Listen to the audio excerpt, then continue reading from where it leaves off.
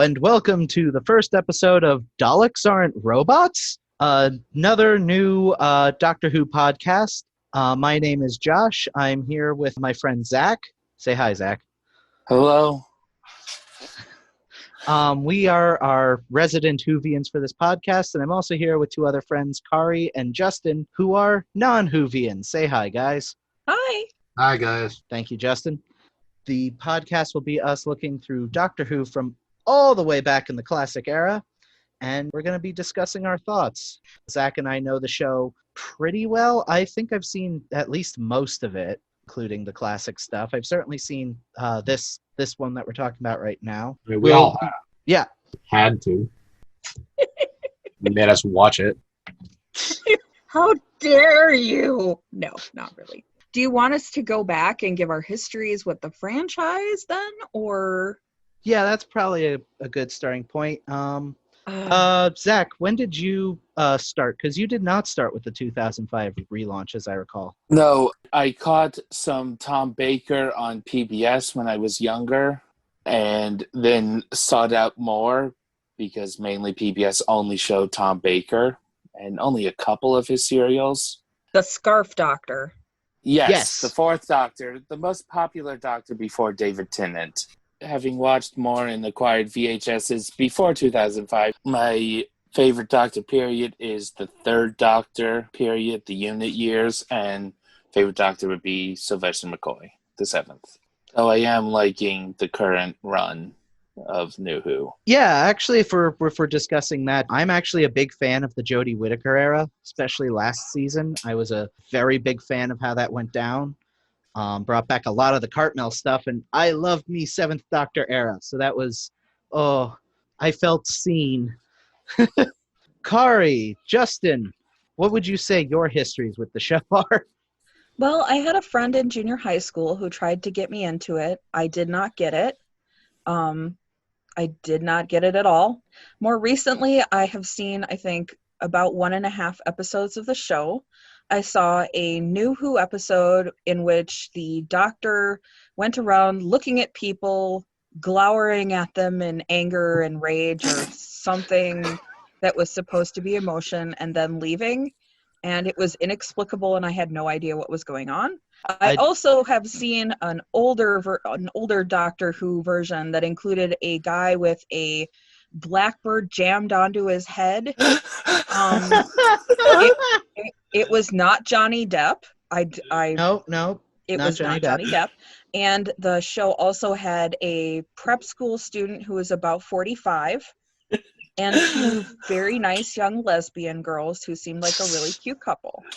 And I don't really know what was going on with that either, and eventually we turned the channel. There are some fans out there who know what you're talking about, and their heads are just, like, boggled right now. The glowering people probably don't know about, but we will get to it, and when we do, those fans will be angry.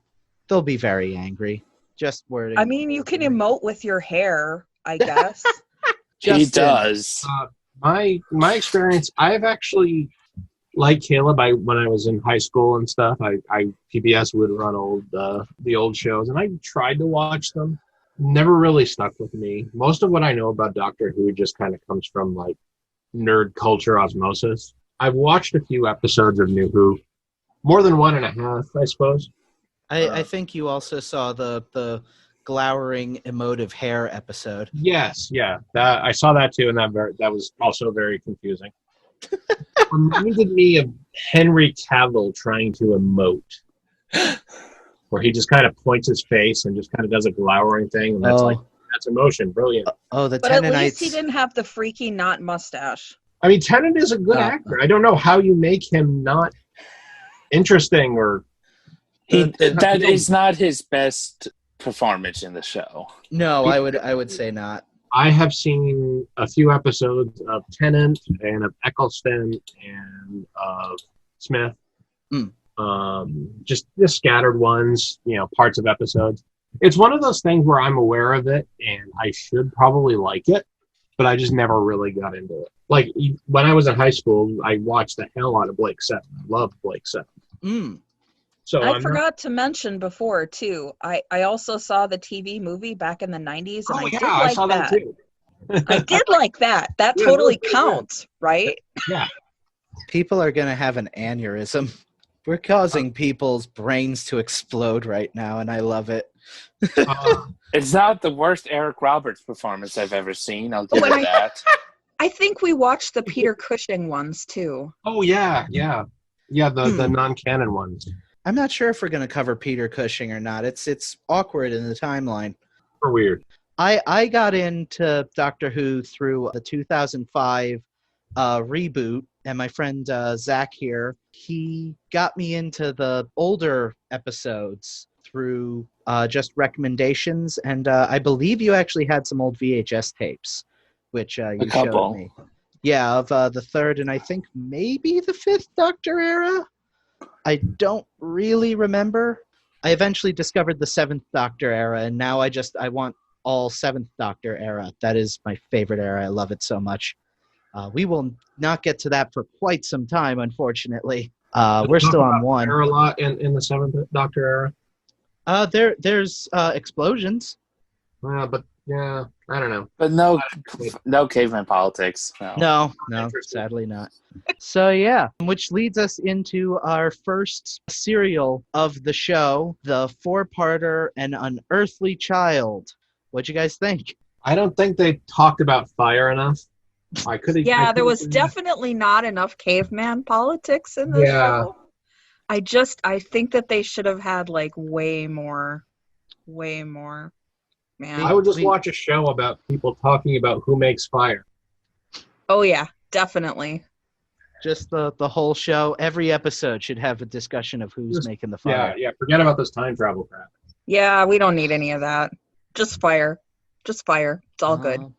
Well, do you want unless us to your father made it. Yeah, then he's dead, but he's also somehow the leader.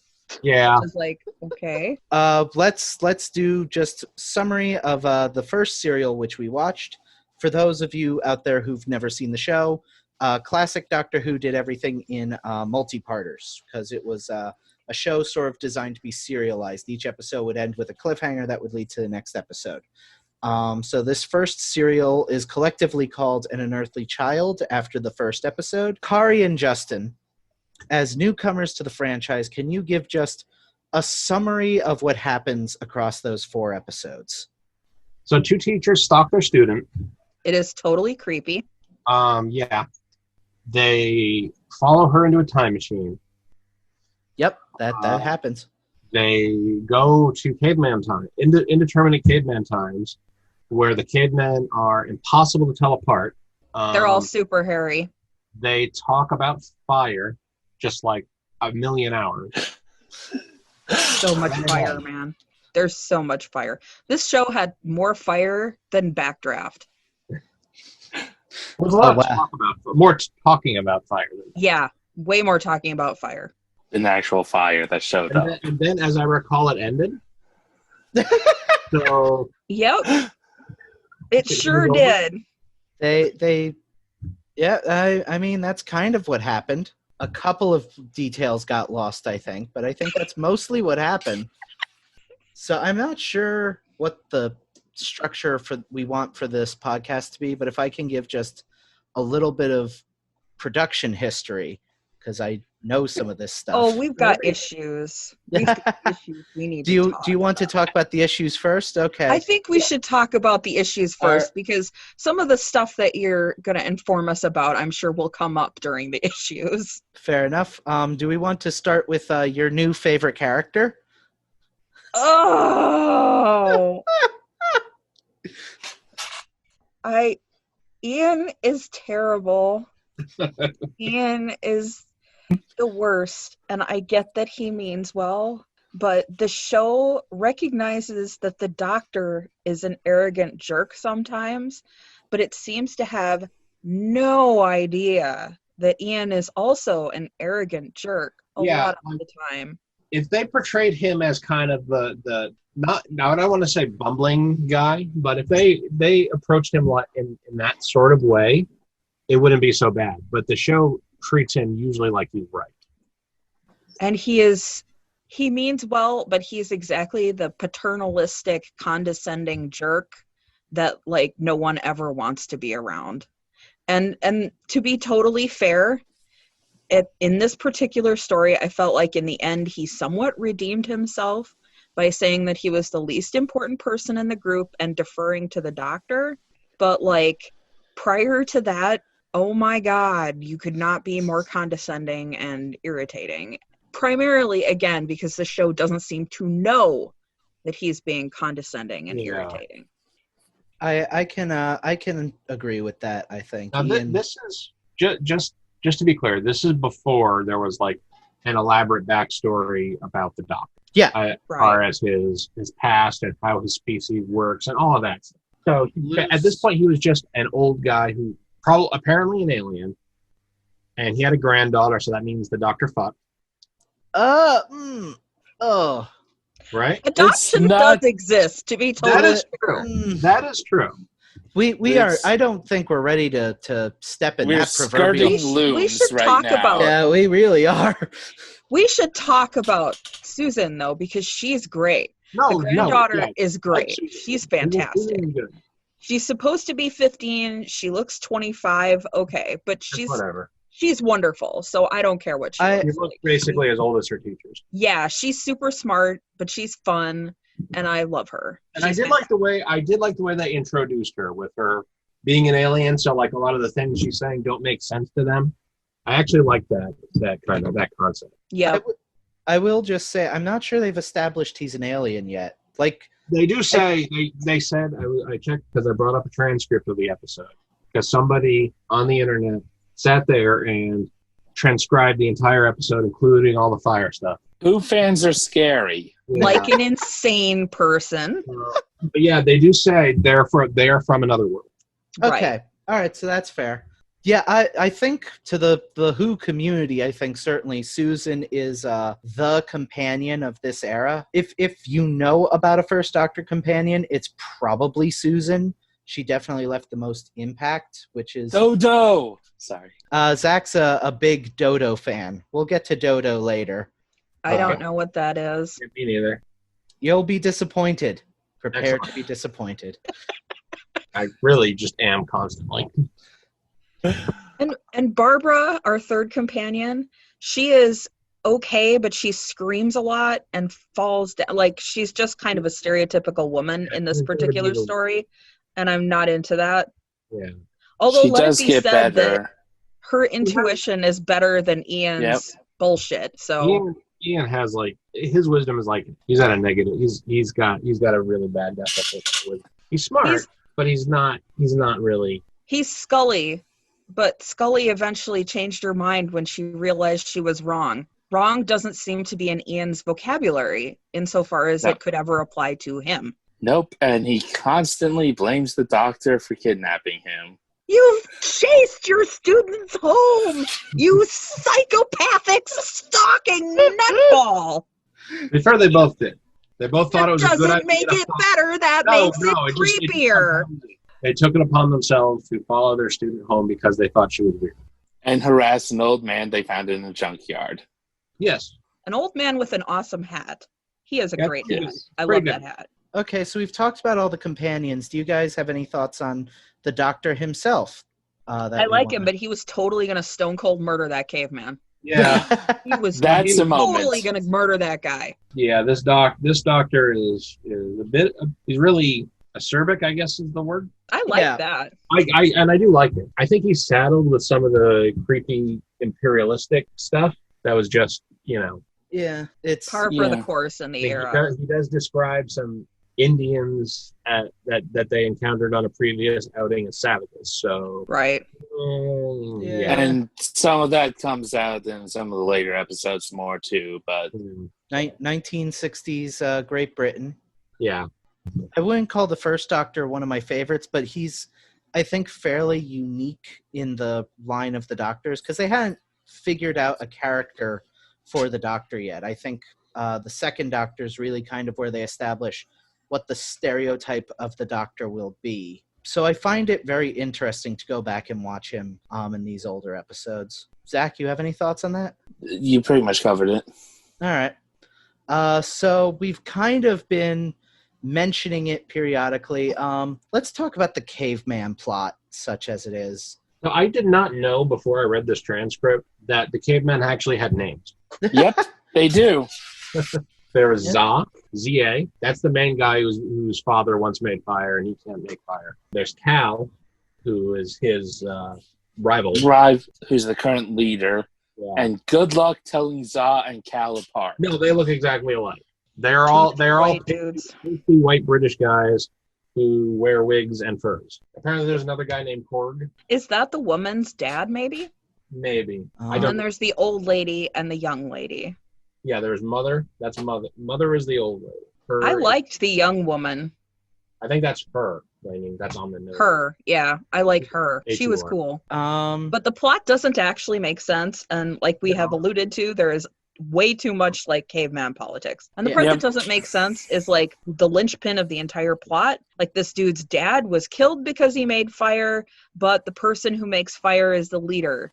So why did they kill the leader? That doesn't make any sense. I don't know. Which leads to another issue that I had with this, that the pacing is, as you have said before, to be fair, terrible. Like Yeah. the entire third episode could be just omitted pretty much. It Yeah. doesn't change anything. This era is kind of infamous for its filler, and I think this serial in particular is rife with it. It is just very fillery. I will admit, I was surprised when we watched it that it was only a 4-parter because I remember thinking of it as a 7-parter. I could see that. It feels like 7 parts.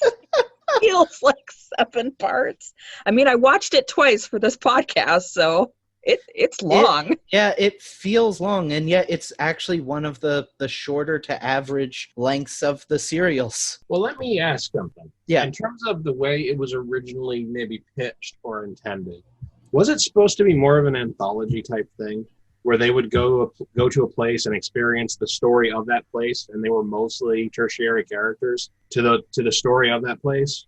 Okay, the initial pitch going way back was that it would be an educational show. I don't think they ever got like really into what that would look like, but the Well, initial it's certainly pitch, not that. the initial pitch from what I've read was something along the lines of like, picture the Doctor as Miss Frizzle and the characters as the people on the school bus, and they would go and explore the stuff. But yeah, I just thought that might explain why the focus was on the caveman politics so much. No, the focus is on the caveman politics because this episode was a rush job that no one liked. Here was the production history I wanted to get into. So initially, the first episode they wanted to do was a serial called Planet of the Giants, which incidentally, the first episode of the serial in Earthly Child, where they follow the Doctor into the TARDIS, is written by someone different than the person who wrote the Caveman episodes, because it was written by the guy who wrote Planet of the Giants. The problem was they couldn't get the forced perspective to work on the soundstage that they had in the time they had to prepare. So they're like, shit, what, shit canned episode that wasn't good enough could we dig up and do quickly? And they came across this caveman thing, which producer Verity Lambert, from what I've read, did not want to do. She did not like it. She thought it would be a terrible first impression, but it's just they had no time. So fuck it, we're doing cavemen because it's easy. We got one set and we've already got costumes in a backlot somewhere that we can just throw on hairy people. And so that's what happened. Yes, this is before they could get quarries. Yeah. Yeah, as you'll see later, rock quarries become one of the key battlegrounds in Doctor Who. Again, nice and cheap. I love that the TARDIS sounds like a T-Rex. It pretty roars when Yeah. it leaves. I don't know why it does that. Do they have to like feed it? Are they not feeding their TARDIS? Like, is that what's happening here? It's supposed to be the engine. It doesn't sound like an engine. It sounds like a really, really angry T-Rex that has What, not been fed. Does your time machine engine not sound like that? No, have you like tried a goat? I'm just suggesting giving it a goat. That's all. Okay, Zach, you want us to give our opinions on this as the resident fanboys? Sure. You want to start? Yeah, I will say that I agree with the general consensus I have seen, which is that the first episode is actually really good, although I'm not sure it holds up quite so well with the teacher stalking. But I think the first episode at least has some good pacing. And then we have 3 episodes of Cavemen, which is not good and goes on way too long. And if I recall, there's like 2 or 3 endings, because first they stop the evil caveman, but then the good caveman still wants to keep them trapped to make fire, and they have to now escape from the good caveman, and it's very draggy, in my opinion. I have a question. Yes.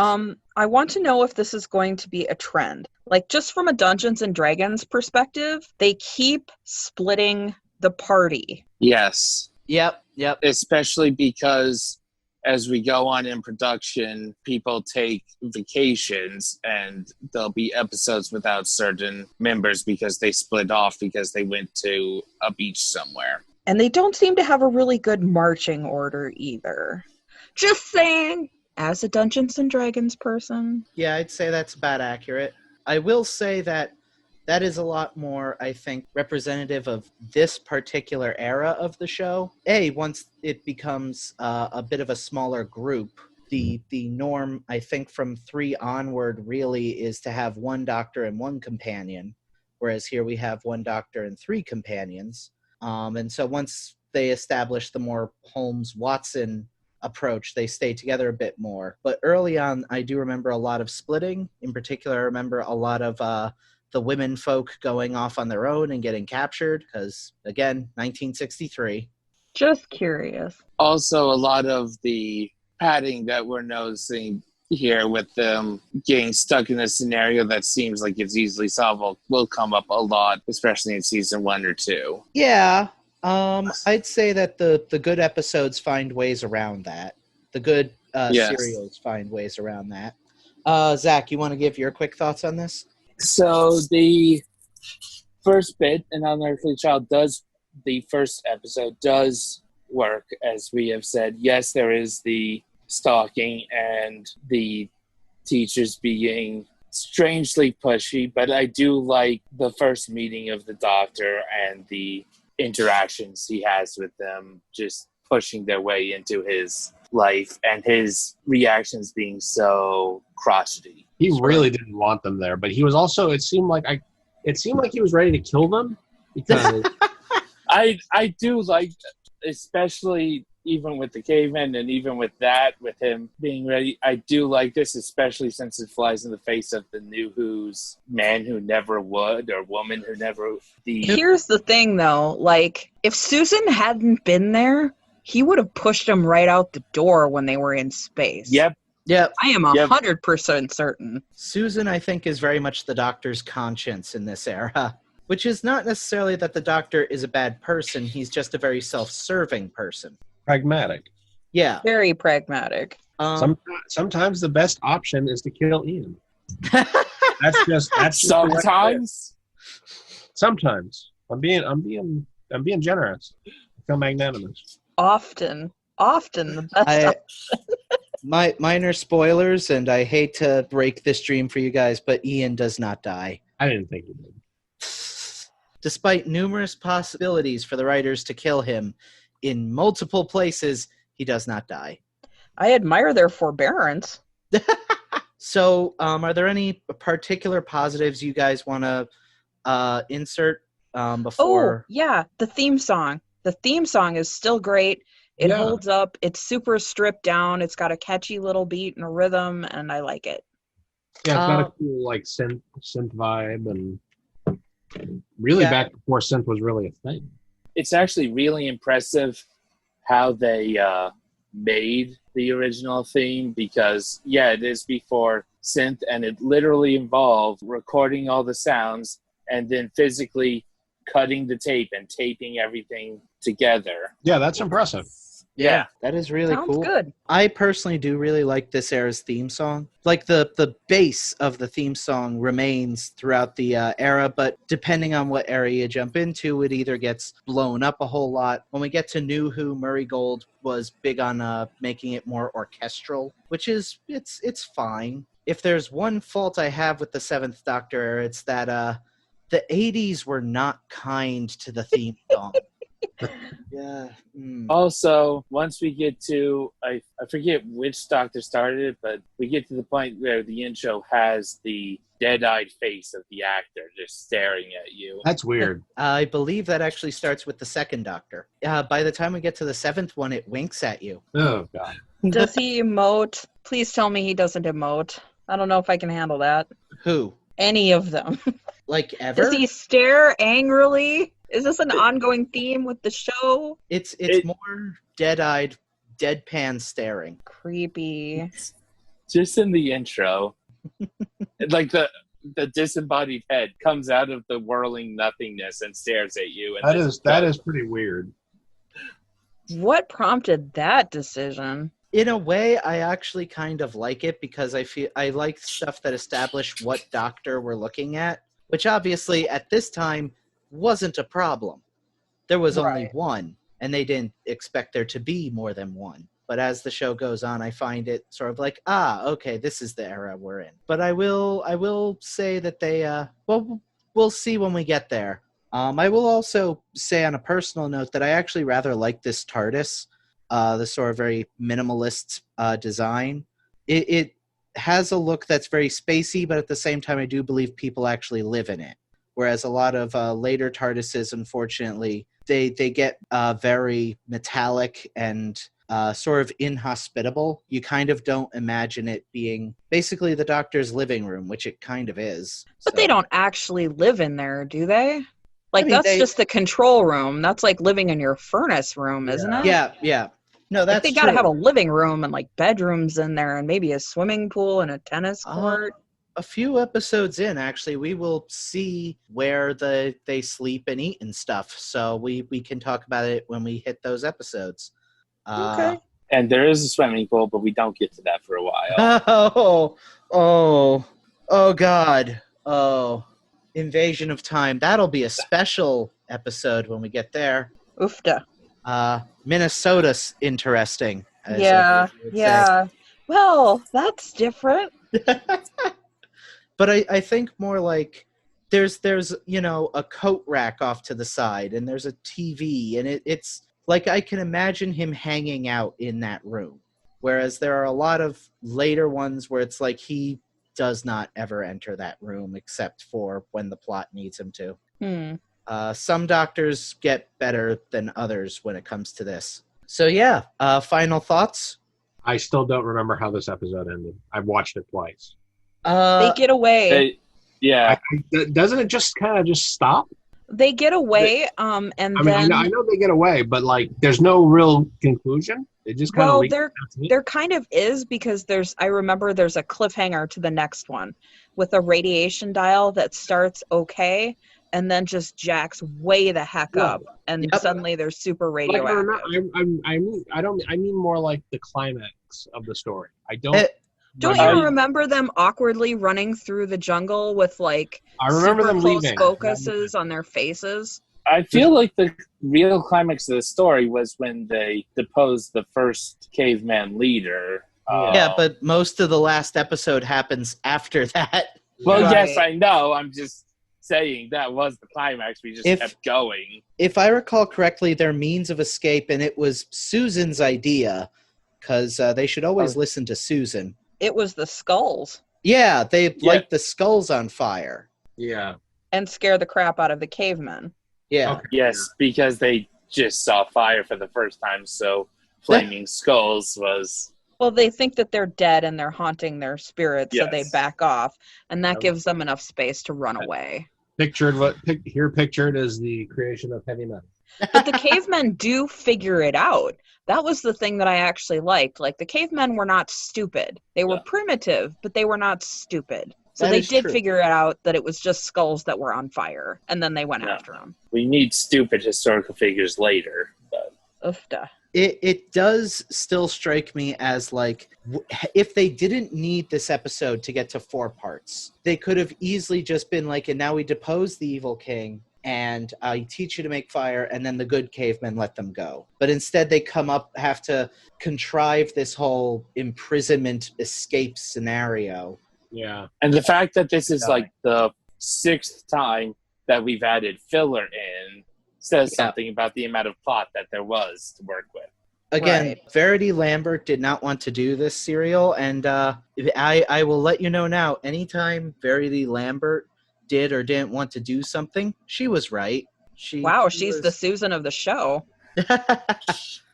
She was the executive producer. I forget who was originally, back when it was supposed to be an educational show, but when he stepped down, Sydney Newman made her the executive producer, and she, along with what's his name?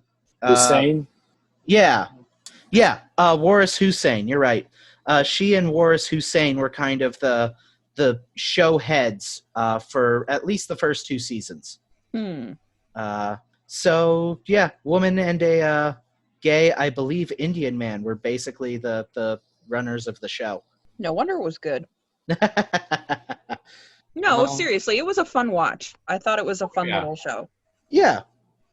It'll get better as we keep going. We have yet to really scratch the surface of what Doctor Who is. Anything else we want to touch on before I close this out? Oh yeah, definitely. Fuck Ian. Definitely fuck Ian. Don't hold back, Kari. Tell us what you think of Ian. Fuck Ian. In the ear. Fuck that guy. And we want a whole series just on caveman politics. Yeah. I make fire. No, I make fire. You don't know how to make fire. My dad made fire, and they killed him for it, but also he was the leader. And they wanted him to make fire. Raw 2020. My dad made fire. Duh. So yeah, that was our take on An Unearthly Child. Who was the Unearthly Child? Was it Susan? It was Susan. Yes, Susan's Susan. Unearthly Child. All right. Yeah, that makes sense. Okay. I'm with I it. forget if they title dropped that at any point. In this case, I don't think they do. No, but they did with like the minor, like the Cave of Skulls got name dropped. Just as far as the whole storyline goes, and the name Unearthly Child kind of stops being relevant after the first episode. The Unearthly Child is really just the name of the first episode. There is no official name for the serial. They didn't really think of the show in those terms yet. Because what would you call it? One of the side names I've seen is 100,000 BC. Okay. The name for the whole serial. That one makes a little more sense to me. Most people go by An Unearthly Child just because that's the episode everyone really remembers from this serial. Right. But like if you watch it, like each episode has its own individual title because the show was really planned as like every episode will lead into the next episode, which is also why it ends on a cliffhanger. They all had to end on cliffhangers. Right. Bring the kids back for next week. Often someone screaming. At some point in the second Doctor era, I think they stop that, and it becomes just the title, part 1, part 2, part 3, and when it ends, like there is a bit of more of a close to the episode. But we're not there yet. They're still very much figuring out what it is they're doing. So yeah, I think that covers all of our thoughts and all of our questions. I would like to thank everyone for listening to Four Nerds Ramble. Yeah. And I would like you to join us next time where we will be viewing the serial that introduces the Doctor's greatest enemies as we cover the Daleks. Dun, dun, dun! And I really hope it's just like 4 episodes of the Daleks yelling about fire. It's 6 episodes. Oh, even better. Just yelling about fire in Dalek voices. It's still about fire, though, right? It better be. That's what I'm here for. I mean, radiation is a kind of fire, to be like fair. You'll find out. Thank you, everyone. Good night.